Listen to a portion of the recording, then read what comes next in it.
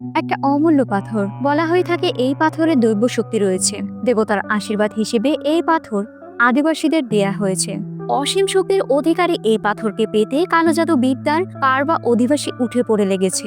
একবার এই পাথর তাদের হাতে পড়ে গেলে পুরো দুনিয়া শয়তানের দখলে চলে যাবে। তাই তো এই পাথরকে রক্ষা করতে সদা সর্বদা জাগ্রত রয়েছে কান্তারার অধিবাসীরা। ম্যাজিক্যাল পাওয়ার আর রহস্যময় কাহিনীতে ভরপুর কান্তারা চ্যাপ্টার 1 মুভির কাহিনী আজ আপনাদের সাথে শেয়ার করব। সো ভিউয়ার্স, জলদি জলদি সাবস্ক্রাইব করে নিন। তো চলুন বেশি কথা না বাড়িয়ে শুরু করা যাক আজকের মুভির এক্সপ্লেনেশন। রাতের বেলা ঘন জঙ্গলের মধ্যে কোনো এক সম্প্রদায় তাদের ধর্মীয় উৎসব পালন করছে।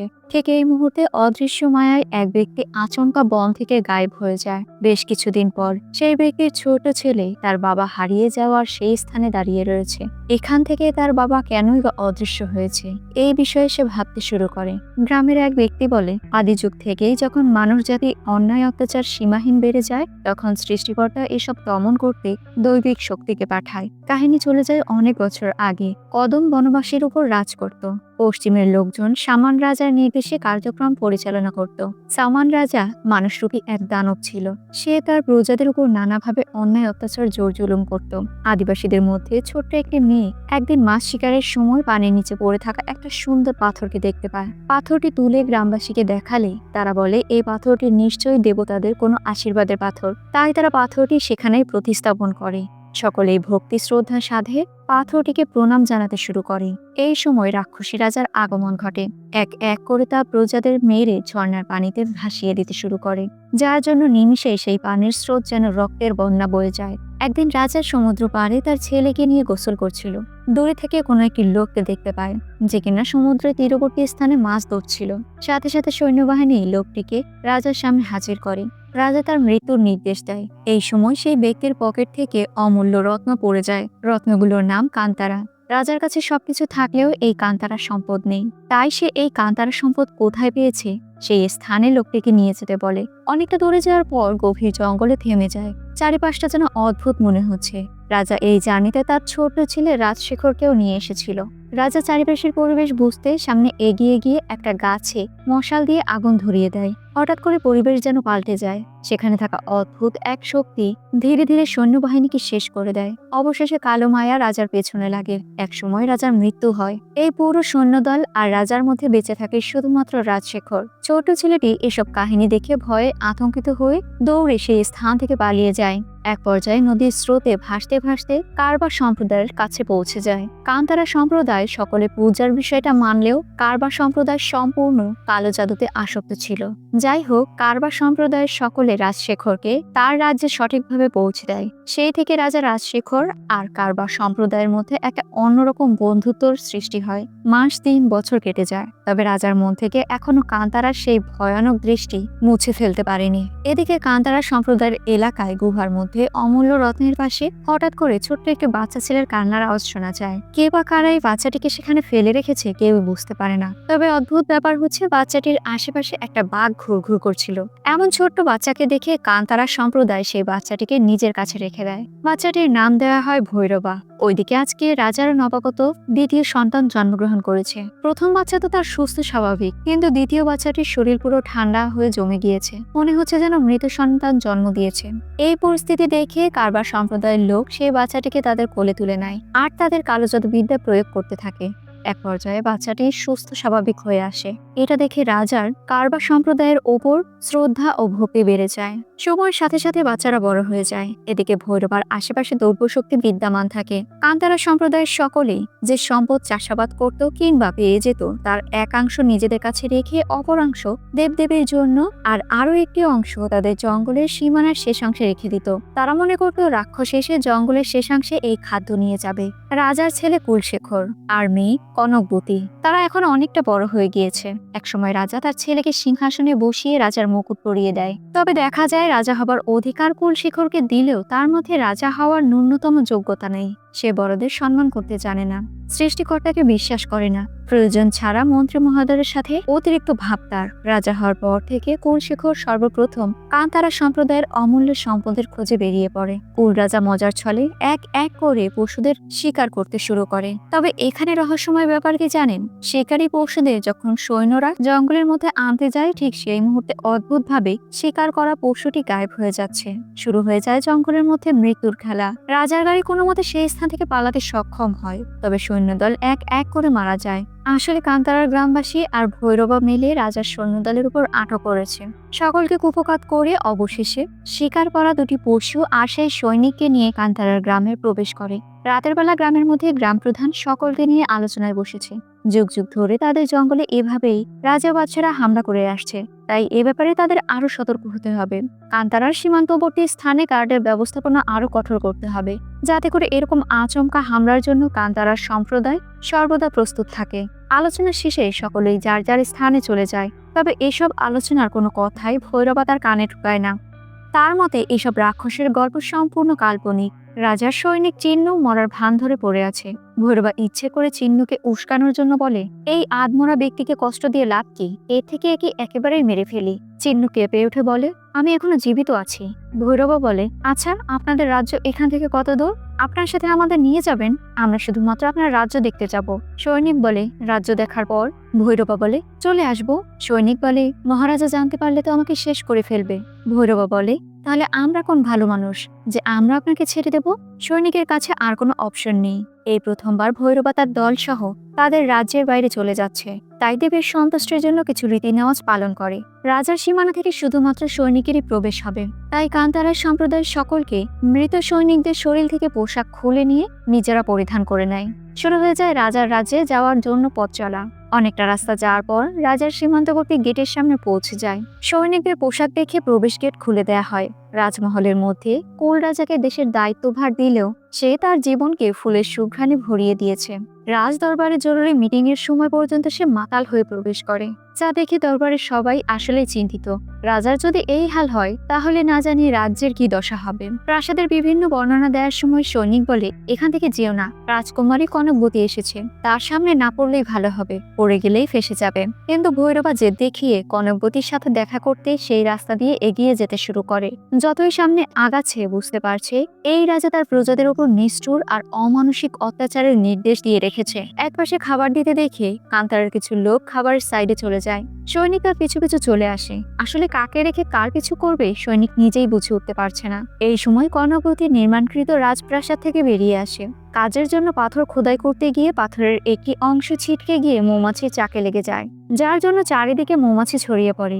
সকলেই মোটামুটি ছোটাছুটি শুরু করে দেয়। কান্তারার সম্প্রদায়ের লোকেরা খড়কুটোর ধোয়ার মাধ্যমে এই মৌমাছিকে আপাতত শান্ত রাখার চেষ্টায় নিয়োজিত হয়ে পড়ে। এত ভিড়াভিড়ের মধ্যে রাজকুমারী নিচে পড়ে যায়। মৌমাছি আক্রমণ করতে যাবে, ঠিক এই মুহূর্তে ভৈরবা রাজকুমারীকে চাদর দিয়ে আবদ্ধ করে নেয়। এই প্রথমবার তাদের দুজনে দেখা হয়েছে। এ সময় একটা মৌমাছি এসে রাজকুমারীর ঠোঁটের কর্নারে পড়ে। ভৈরবা হাত দিয়ে মৌমাছিটিকে সরিয়ে দেয়। অনেকক্ষণ পর পরিবেশটা শান্ত হয়েছে, তবে চাদর সরিয়ে দেখে আশেপাশের সব মানুষ নিজেদের যান জীবন নিয়ে পালিয়েছে। রাজকুমারী জিজ্ঞেস করে, তুমি কি সৈনিক? ভৈরবা কিছুটা রেগে বলে, কেন? সৈনিক ছাড়া সাধারণ মানুষকে বাঁচাতে পারে না? কান্তারার লোকেরা এসে ভৈরবাকে কোনো মতে সেই স্থান থেকে সরিয়ে নেয়। এরপর তারা সকলেই বাজার সাইডে চলে যায়, যেখানে বিভিন্ন জিনিসপত্র কান্তারার সম্প্রদায় দেখতে শুরু করে। চিহ্ন সাহেব সুযোগ পেয়ে তার প্রেমিকার সাথে পরকীয়ায় লিপ্ত হয়ে যায়। তবে এখানেই ঘটে যায় বিপত্তি। একসময় রাজার সৈন্যদলেরা বুঝতে পেরে যায় এরা আসলে ছদ্মবেশের সৈনিক সেজে তাদের রাজ্যে ঢুকে পড়েছে। সাথে সাথেই কয়েকজনকে আটক করা হয়। এবার ভৈরবা তাদের সাথে লড়াই করতে শুরু করে, এক এক করে সৈনিকদের হারিয়ে দিতে থাকে। তবে এরপরও শেষমেশ রাজা সৈনিকদের কাছে পরাস্ত হতে বাধ্য হয়। সকলকে রাজ্যে নিয়ে আসা হয়। আমাদের মাতাল রাজা জিজ্ঞেস করে, নাম কি তোমার, আর কোথা থেকে এসেছো? ভৈরবা বলে, আমার নাম ভৈরবা, আমি কান্তারা থেকে এসেছি। নামটা শুনে রাজা সহ সকলেই আতঙ্কিত হয়ে পড়ে। এরপরে আয়নাঘরে রেখে কান্তারার সকলকে ইচ্ছে মতো ধুলাই করতে শুরু করে।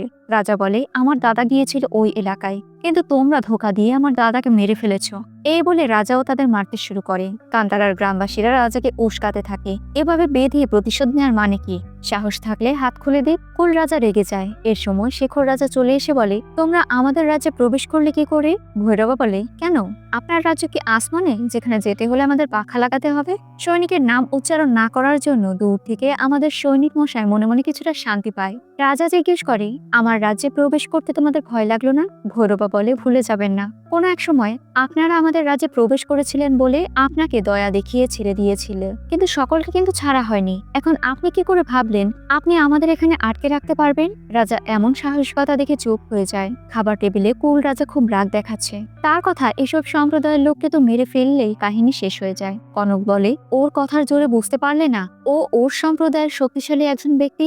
অবশ্য তুমি এসব বুঝবে কি করে? তুমি তো শুধুমাত্র নামই রাজা হয়েছো। রাজা বলে, ওই সম্প্রদায়ের কোনো ক্ষতি করা যাবে না। এসব কথায় রেগে ছোট সাহেব উদ্ভট সব কাণ্ড ঘটাতে শুরু করে। এদিকে কান্তারার সম্প্রদায়কে উচিত শিক্ষা দিতে পিপি নামের এক ব্যক্তি সেই আয়নাঘরের মধ্যে প্রবেশ করে। দাপটের সাথে তো ভেতরে ঢুকে, তবে যখন জানতে পারে এরা কান্তারার লোক, তখন তো পিপির হাওয়া টাইট হয়ে যায়। সে খুব দ্রুত ওই স্থান থেকে বেরিয়ে পড়ে। ভৈরবের গায়ে এত শক্তি যে সে জেলের দরজা সহ বাইরে বেরিয়ে আসে, যা দেখে পিপি পুরোপুরি আতঙ্কিত হয়ে যায়। ভৈরবা পিপিকে দেখে আবারও নিজেকে জেলে আবদ্ধ করে ফেলে। এরপর তাদের এক ধরনের পাতার অফার করে, যে পাতায় খুব শক্তিশালী নেশার কাজ করে। তারা সকলেই ওই পাতা গ্রহণ করে। এরপর সকলে ছাদে চলে যায়, যেখান থেকে ভৈরবা পরিষ্কার সেই সাম্রাজ্যকে দেখতে পায়। ভৈরবা একটা জিনিস নোটিশ করে, তা হচ্ছে চাষাবাদ করে চাইলেই সেসব ফসল বেচতে পারবে তারা, আর তাদের জীবিকা নির্বাহেও সহজ হয়ে যাবে। তাই মাতালগুলোকে জেলের মধ্যে আটকে রেখে নিজেরা বেরিয়ে আসে। গ্রামে ফিরে ভৈরবা সকলকে বলে তারাও আর 5টা দেশের মতোই চাষাবাদ করবে, যাতে করে তাদের অনাহারে থাকতে না হয়। কিন্তু এই সমাজ চাষাবাদ সম্পর্কে কিছুই জানে না। এরপরও তারা তাদের মতো বুদ্ধি দিয়ে আর দলীয়ভাবে কাজের মাধ্যমে চাষাবাদ শুরু করে দেয়। প্রযুক্তির নানা ব্যবহার শুরু করে, যার জন্য নিজেদের কষ্ট অনেকাংশে কমে যায়। চাষাবাদে তারা ধীরে ধীরে লাভবান হতে শুরু করে। ভৈরবা সিদ্ধান্ত নেয়, যেহেতু নিজেদের চাহিদা পূরণ হয়েও আমাদের শস্যদ্রব্য রয়ে যাচ্ছে, সেহেতু এই সীমান্তের বাইরে যেয়ে আমরা অনায়াসে এসব বিক্রি করতে পারি। সকলেই তার কথায় রাজি হয়ে যায়। এরপর তারা বান্দারখার বাজারে আসে আর তাদের দ্রব্য বেচতে শুরু করে। এই খবরটা সৈনিক রাজকুমারীকে জানিয়ে দেয়। পরক্ষণেই রাজকুমারী ভৈরবাকে তার সাথে দেখা করতে বলে। ভৈরবা মনে করে হয়তোবা রাজকুমারী তার ব্যবসায় বাধা সৃষ্টি করবে। রাজকুমারী জানায় বাজারে বিক্রি করতে গেলেও একটা অনুমতিপত্র লাগে, যেই পত্রটি রাজকুমারী কান্তারার সম্প্রদায়কে স্ব ইচ্ছায় দিয়ে দেবে। ধীরে ধীরে রাজকুমারী ব্যবসায়িক সম্পর্কে নানা কথা ভৈরবার সাথে শেয়ার করতে থাকে। আস্তে আস্তে ভৈরবা ব্যবসায়িক সকল টেকনিক তার আয়ত্তে নিতে শুরু করে। এরা অনেকটা ক্লোজ হয়ে যায়। এই বিষয়টা বুঝতে পেরে ভৈরবা বলে, আমি তোমার কাছে আসলে তোমাকে আমার সাথে যেতে হবে। রাজকুমারী বলে, তোমার সাথে যার জন্যই তো আমি তোমার দিকে এগিয়ে এসেছি। ভৈরবা বলে, আলোর জন্য জোনাকির পিছনে ছোটো না, কারণ রাস্তা হারিয়ে ফেলবে তো। ব্যবসায়িক সফর শেষ হয়। কান্তারার আদিবাসী তাদের গ্রামে ফিরে আসে। আশা করা যায় এরপরে আবারও তারা চাষাবাদ করে ভালোভাবে ব্যবসা করতে পারবে। একদিন ভৈরবার দল চাষাবাদের জন্য হাঁটতে হাঁটতে জঙ্গলের অনেকটা গভীরে চলে যায়। হঠাৎ করে চারিদিক থেকে যেন অদ্ভুত আওয়াজ আসে। সকলেই ভয় পেয়ে যায়। আচমকা পেছন থেকে একটা বাঘ চলে এসেছে। সকলেই বাঘকে প্রতিহত করার জন্য এগিয়ে যায়, কিন্তু ভৈরবা বুঝতে পারে এই বাঘ তাদের কিছু বলতে চায়। বাঘ ভৈরবার চোখের সামনে যায়। দুজনের চোখে চোখ পড়ে। বাঘের চোখ লাল হয়ে যায়। সাথে সাথে ভৈরবার চোখও যেন অদৃশ্য শক্তির অনুভব পায়। পেছনে খেয়াল করলেই বুঝতে পারে বহু বছর আগে কুড়িয়ে পাওয়া সেই পাথরটি যেখানে প্রতিস্থাপন করেছিল, এটাই হচ্ছে সেই জায়গা। অর্থাৎ সৃষ্টিকর্তা তাদের কোনো কিছুর ইশারা করছে। সকলে মিলে বাঘের পিছু করতে শুরু করে। হাঁটতে হাঁটতে তারা ঘন গভীর জঙ্গলে চলে যায়। রাত হয়ে গিয়েছে। মশাল নিয়ে এক পথে গেলেই হুট করে মশাল নিভে যাচ্ছে।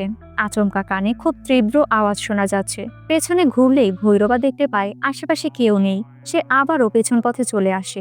দেখতে পায় তার দলবল তো এখানেই আছে। এরপর আবারও এগিয়ে যেতে শুরু করে। তবে এবারও ভৈরবার সাথে আরো 2জন ব্যক্তির সাথে সেম কাহিনী ঘটে। ভৈরবা বুঝতে পারে এখানে কোনো একটা সমস্যা রয়েছে। ভালো করে চারিদিকে লক্ষ্য করে। প্রতিটা গাছেই অদ্ভুত কিছু পশু ঝুলন্ত অবস্থায় রয়েছে। ভৈরবা একটা পশুকে টার্গেট করে রশির সাহায্যে সেই পশুটিকে ফেলে দেয়। সাথে সাথে জঙ্গলে থাকা হাজারো পশু নিচে পড়ে যায়। আসলে এটা হচ্ছে কালো শক্তির অধিকারী কারবার সম্প্রদায়ের এলাকা। এতক্ষণে সম্প্রদায়ের প্রধান বুঝতে পেরেছে তার এলাকায় অন্য সম্প্রদায়ের মানুষ প্রবেশ করেছে। তাই সে তার লোকেদের ইশারা করে আর সম্প্রদায়ের লোকেরা সামনে এগিয়ে যেতে শুরু করে। ভৈরবার লোকেরা ঘন জঙ্গলের মধ্যে মূল্যবান কিছু ঔষধি গাছ, ফল, ফুল, গাছের বাকল সংগ্রহ করতে শুরু করে।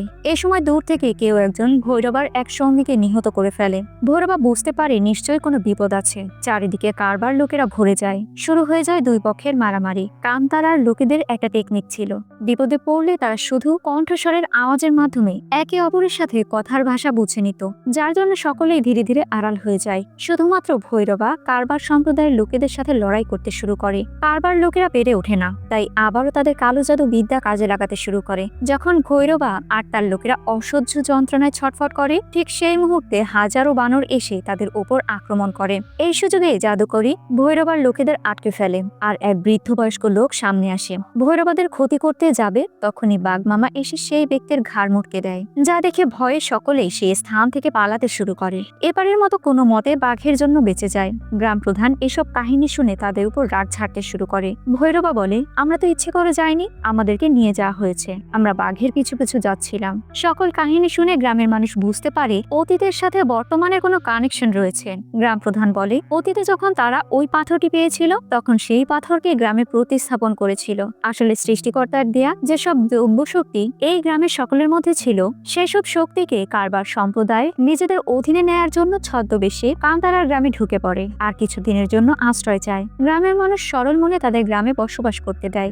জাদুকরী অধিবাসীরা সকলের চোখের আড়ালে এই গ্রামে কালো জাদু বিদ্যা প্রয়োগ করতে শুরু করে। তবে সময়ের সাথে সাথে তারা সকলে বুঝতে পারে এই অধিবাসীরা আসলে তাদের ক্ষতি করতে এসেছে। যখন চারিদিকে জাদুকরী অধিবাসীরা সকলকে কবজা করে নেয়, ঠিক সেই মুহূর্তে বাঘমামা এসে তাদের বাঁচিয়ে নেয়। এক পর্যায়ে কান্তারার গ্রামবাসীরা জাদুকরের সকলকে এই গ্রাম থেকে তাড়িয়ে দেয়। কিছুদিন পর ভৈরবা বান্দারঘাট এলাকার কুল রাজার অত্যাচার থেকে মুক্ত করে নিজের অধীনে নিয়ে আসে। এ কথা শুনে ছোট রাজা প্রচুর রেগে যায় আর বাবাকেও অনেক কথা শুনিয়ে দেয়। বাবা বলে, এরপরে কি করব তা আমার বিষয়, তুমি চুপ থাকো শুধু, আর আমি কি করছি তা দেখো। রাতের বেলা খাবারের সময় রাজা তার মন্ত্রী মশাইকে বলে, আমাদের কারবার সম্প্রদায়ের সাথে সমঝোতা করতে হবে। এই মুহূর্তে তার ছেলে এসে নানা ধরনের উস্কানিমূলক কথা বলে। সে সরাসরি বলে দেয় কান্তারার গ্রামের উপর সে হামলা করবে। বাবা রেগে যায়, তবে পরক্ষণেই নিরুপায় হয়ে বসে পড়ে। আসলে ছেলে খাবারের সাথে ঘুমের ওষুধ মিশিয়ে দিয়েছে, যার জন্য বাবা সম্পূর্ণ দুর্বল হয়ে পড়েছে। এরপর কুলশেখর কান্তারার সম্প্রদায়কে ধ্বংস করতে বেরিয়ে পড়ে। ঘুমন্ত মানুষের উপর রাজার কর্মীরা অত্যাচার শুরু করে দেয়, নির্মমভাবে সকলকে মারতে শুরু করে। ছোট বড় বুড়ো নির্বিশেষে সকলকে খুব অমানসিকভাবে মেরে ফেলা হচ্ছে। জঙ্গলের মধ্যে থেকে কান্নার আর্তনাদ শুনে ভৈরবা বুঝতে পারে গ্রামে কোনো বিপদ ঘটেছে। সে দ্রুত গ্রামে ফিরে আসে। গ্রামে পা রাখার আগে রাজা ছেলের চোখের সামনেই তার মাকে মেরে ফেলে। ছেলেটি এসব কিছু সহ্য করতে পারছিল না, ছটফট করতে শুরু করে। নিমেষেই তার শরীরে যেন দেবতা ভর করে। এক এক করে রাজার সৈন্যকে ধূলিসাৎ করতে শুরু করে। রাজা মনে মনে পুরোপুরি ভয় পেয়ে গিয়েছে। গ্রামের সকলেই বুঝতে পারে তাদের দেবতা তাদের রক্ষা করতে ভৈরবার শরীরে ভর করেছে। গ্রামের সকলে নানা খাবার সামগ্রী দেবতার সামনে অর্পণ করে, তবে ভৈরবা জানায় এসব খাবারে তার পেট ভরবে না, কুলশেখরের বলি লাগবে তার। অবশেষে সবাইকে শেষ করে দেয়। নিমেষেই তার ওপর দেবতার আত্মা সরে যায়। পরদিন ভোরবেলা সকলে মিলে ভৈরবাকে গোসল করায়। ভৈরবার শরীরে একটুও জোর নেই, কারণ তার গ্রামে তো মৃত্যুর মিছিল বয়ে গিয়েছে। রাজার পরদিন সকালে ঘুম ভেঙেছে, উঠে দেখতে পায় তার ছেলে আর এই দুনিয়াতে নেই। কান্তারার গ্রাম নতুন করে সাজানো হচ্ছে। তারা তো প্রায় নিঃস্ব হয়ে গিয়েছে, তবে তাদের সাহায্য করতে পার্শ্ববর্তী এলাকা থেকে সকলেই এগিয়ে এসেছে।